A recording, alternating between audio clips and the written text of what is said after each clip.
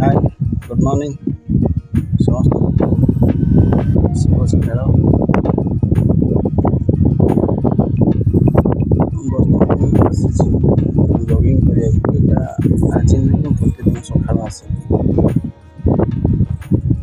ये जगह देखुं छात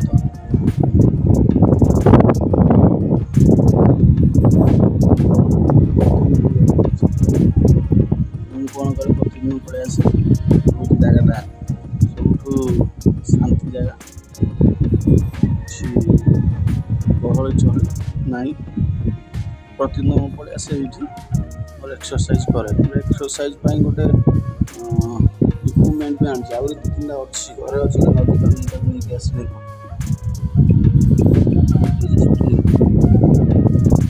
स्प्रिंग को देखिए ये हूँ सकाल सकाल मोर बंधु या प्रतिदिन नहीं आसले एक्सरसाइज पूरा रोज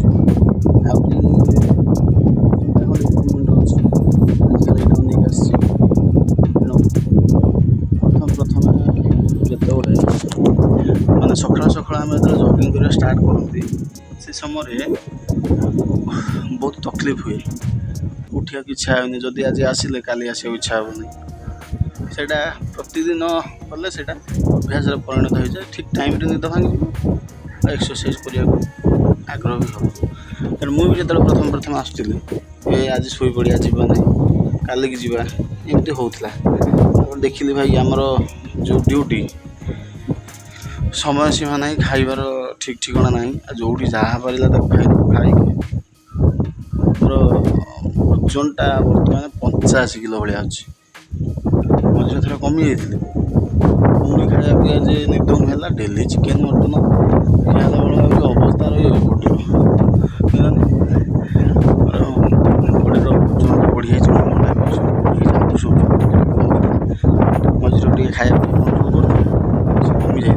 ओजन बढ़िया ओजन धरी सकाल सकाल चलती छात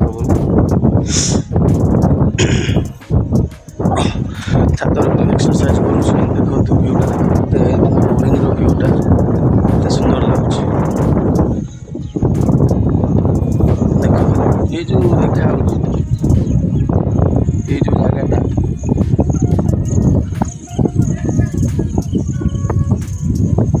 जगटा देखा स्कूल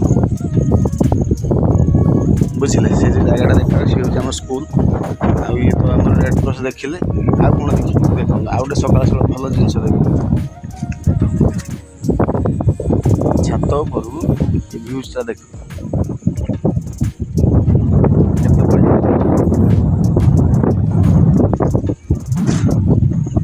देखिले तो केते सुंदर देखा सकाल सकाल माने जॉगिंग करने आसबि जो गाँव ये जो परिवेश प्रकृत टाउन बजार ना मुझे जिनसा बहुत जिन देखी भुवनेश्वर थी गाड़ी मोटर क्या रास्ता गहली चहली सका उठू माने गाड़ी साउंड कम नहीं सब गाड़ी कि गाँ गहली से जिनसा टे कम गाड़ी मोटर तो न थाए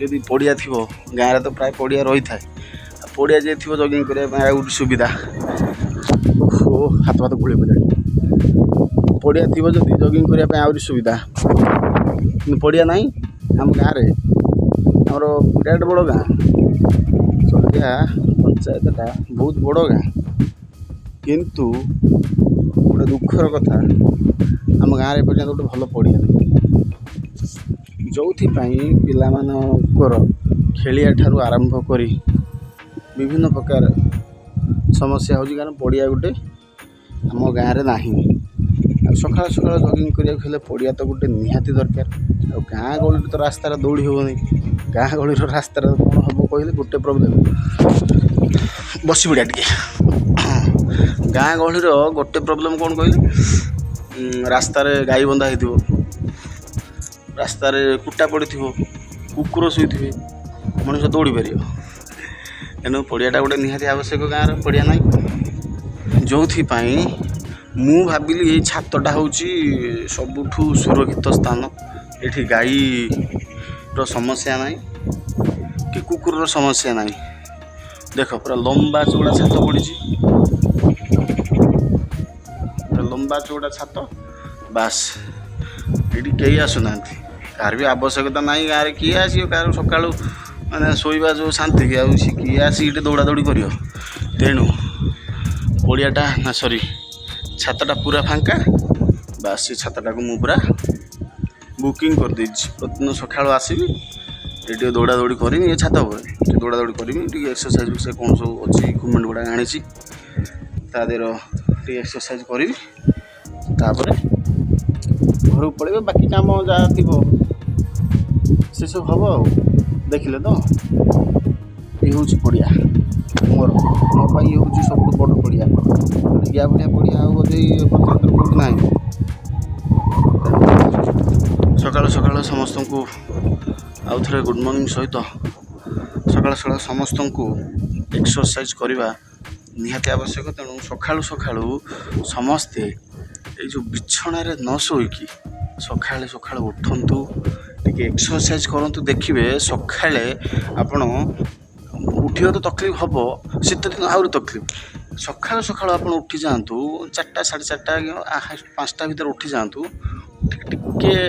ଟିକେ ଏକ୍ସରସାଇଜ୍ କରିଦେବେ। ଦେଖିବେ ସେ ଦିନଟା ଆପଣଙ୍କୁ କେତେ ଭଲ ଲାଗୁଛି। ଆଉ ଯେଉଁ ସମୟଟା ସେ ସକାଳ ସମୟ ଯେଉଁ ଉଠିବେ ସେଇ ସମୟଟା ଟିକେ ତକଲିଫ ହେବ, କିନ୍ତୁ 5-10 ମିନିଟ୍ ଗଲା ପରେ ଟିକେ ଜଗିଙ୍ଗ ଫଗିଙ୍ଗ କରି ସାରିଲା ପରେ ମାନେ ସକାଳ ଯେଉଁ ଶାନ୍ତି ମିଳିବ, ସେ ଶାନ୍ତି ଆଜ୍ଞା ଆଉ କୌଣସି ସମୟରେ ମିଳିବନି। କାରଣ ଇଏ ହେଉଛି ସବୁଠୁ ମାନେ ଗୁରୁତ୍ୱପୂର୍ଣ୍ଣ ସମୟଟା ଆମ ପାଇଁ। ସକାଳ ଆରମ୍ଭ କରିବା ପାଇଁ ଇଏ ହେଉଛି ସବୁଠୁ ଭଲ ସକାଳ, ଯେଉଁଟା ଆମ ଆଜି ଦିନ ଭଲରେ ଯିବ, ପୁରା ଦିନଟା ପୁରା ଭଲରେ ଯିବ।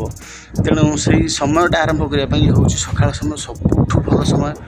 ଏଇ ସମୟରେ ଉଠନ୍ତୁ ସମସ୍ତେ, ଉଠିକି ଏକ୍ସରସାଇଜ୍ ଟିକେ କରନ୍ତୁ। ନିହାତି ମନ ଶାନ୍ତି, ବଡ଼ି ମଧ୍ୟ ଆକ୍ଟିଭ୍ ରହିବ। ଦିନ ସାରା ଯାହା ବି ଆପଣ କାମ କରୁଛନ୍ତି ବଡ଼ିଟା ସବୁବେଳେ ପୁରା ଫିଟ୍ ରହିବ। ତେଣୁ ସକାଳୁ ସମସ୍ତଙ୍କୁ ଗୋଟାଏ ମେସେଜ୍, ଦୟାକରି ଭାଇ ଭଉଣୀମାନେ ସକାଳୁ ବିଛଣାରେ ନ ଶୋଇକି ସକାଳୁ ଉଠି ଯାଆନ୍ତୁ, ଏକ୍ସରସାଇଜ୍ କରନ୍ତୁ। ସେ ମୋବାଇଲ୍ ଛାଡ଼ନ୍ତୁ ଭାଇ, ମୋବାଇଲ୍ ଚକ୍କରରେ ପଡ଼ିବେ ମାନେ ଆପଣ ବର୍ବାଦ ହେଇଯିବେ। ମୋବାଇଲ୍ ଧନ୍ଦା ଛାଡ଼ିକି ସକାଳୁ ଟିକେ ଏକ୍ସରସାଇଜ୍ କରନ୍ତୁ, ଆତ୍ମାକୁ ଶାନ୍ତି ମିଳିବ। ଧନ୍ୟବାଦ। ଆଉ ବେଶୀ କିଛି କହିନି, କାରଣ ସମୟ ହେଇଗଲାଣି। ଆଉ ବାକି କାମ ସବୁ ଅଛି, ଟିକେ ଫ୍ରେଶ୍ ହେବା, ଟିକେ ଗାଧୁଆ ସାରିକି ପୁଣି ଭାଇ ଯିବାକୁ ପଡ଼ିବ କର୍ମକ୍ଷେତ୍ରକୁ। ତେଣୁ ଆଜିକା ଭିଡ଼ିଓ ଏତିକରେ ଥାଉ। ପୁଣି କାଲି ସକାଳେ ଆହୁରି ଗୋଟେ ଫ୍ରେଶ୍ ଭିଡ଼ିଓ ସହିତ ମୁଁ ବିଜୟ ରହିଲି। ନମସ୍କାର।